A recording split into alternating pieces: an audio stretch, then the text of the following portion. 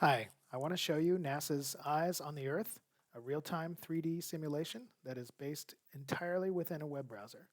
So it's 3D on the web with real-time data being constantly updated multiple times per day. So the idea is to let people know what the data look like visually, so you can simply map it straight onto the globe. Let's start with something simple. So right now we're looking around, we see these things flying around. That is NASA's Earth fleet. That's not all of it. That's just a portion of it. But these spacecraft are associated with certain data sets that I'll show you. But first, let's talk about the time. Here it is, November 17th, and that time is going fast. So we need to change that from 2 minutes per second. You can go slower. You can go even faster and make them go really fast. But let's do real time.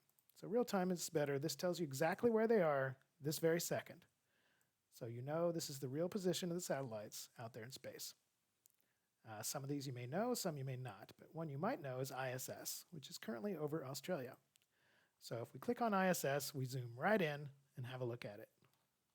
So there it is in all of its glory. It's very large.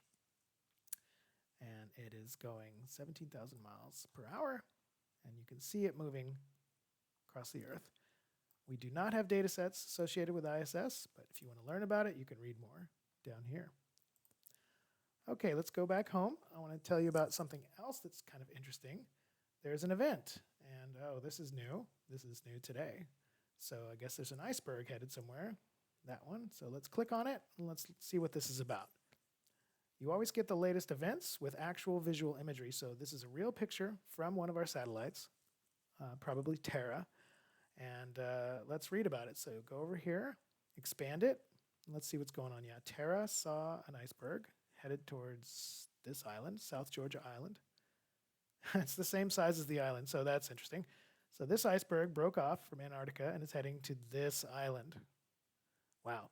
So if it gets there and melts, it will definitely change the ecology of the ocean waters there, which could harm some species. So again, this is a real picture taken yesterday, if not more soon than that, and you can see it here on Earth. Okay, that's pretty cool. You can see other like this, Hurricane Iota. Okay, there's a current hurricane that is barreling down on Central America, Nicaragua.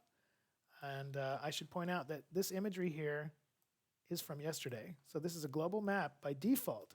When you open it up, this is real imagery of the entire Earth. All of those clouds are accurate as of yesterday. So you can see the hurricane right there. Looks kind of large. All right. The other interesting thing you can do with the data is animate it. So when you click on animate this data, it will load up whatever you want. You can do the latest 7 data sets, and that's what it does by default. And it'll load them up, and then you can animate them. And you have little VCR controls here. You can click them one by one, or you can just watch it go by. So here it is watching it go by, and we should be able to see the hurricane forming, because you can see the dates here, November 10th to November 16th. So the hurricane forms and is headed towards Central America. So that's pretty cool. We can pause it and then click through it quickly, or rewind, and you can go day by day. Okay, so with this in mind, let's go look at some of Earth's vital signs.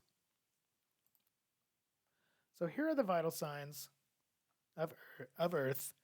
Things like air temperature, which is pretty simple, carbon dioxide, carbon monoxide, sea level, soil moisture, ozone, water vapor, and gravity itself. And each data set is associated with a certain mission, so you can tie them together. So something very simple is, of course, surface temperature. And this is from the AIRS instrument on Aqua, and Aqua is the satellite here. And this is simply the temperature. And you can change this from Fahrenheit to Celsius with one click, if you prefer Celsius, like scientists do. And you can see that the blue line is in fact freezing. So you can see a lot of frozen territory in Russia and the Himalayas. And when you animate the data, let's see if look at the line, it jumps around. So you can see it was colder in the Rockies and then got warmer later this week. And you can see even above the Himalayas, the freezing line changed. So it's rapid change. Let's check Antarctica, make sure it's still frozen. It's still frozen. The blue line is all the way around it, so that's good. Okay, let's try another one. Let's try carbon monoxide. And I really want to get into how we can embed this. So you might remember back in December, Australia got massive fires. So let's go look at those. There's something there now. I don't know what that is. We'd have to rewind to see it. But let's go look at December. You bring up your little calendar function, and you just simply go where you want. So let's do about December 10th to January. Let's do January 7th. Let's hit apply, and it will download these data sets. So let's watch it grow. Here we are. Watch December. Watch out these fires in Australia go. Carbon monoxide is given off every time you have an incomplete combustion of carbon. And then the carbon monoxide gets in the atmosphere and blows everywhere. So the fires kind of stopped, then they started again, and then they got crazy. They hit New Zealand, blacked out some glaciers, and then it went across the ocean. Okay, it reset. I probably need to go farther than January 7th to see the aftermath. So what I want to show you now is that you can actually embed this onto your own website of just this incident. And that is simply by using this URL here. So you can see it actually describes what you have.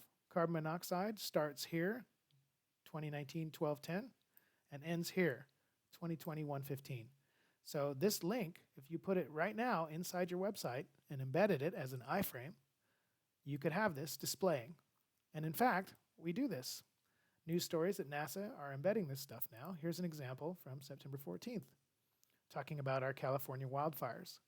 So you can actually embed the 3D inside your normal news release. So this is an actual story about our wildfires we had back in September.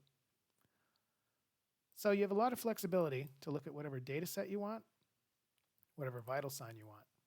And you can also just look at the orbiters and learn about them. Like here's something interesting, soil moisture. So where things are frozen, there is no moisture.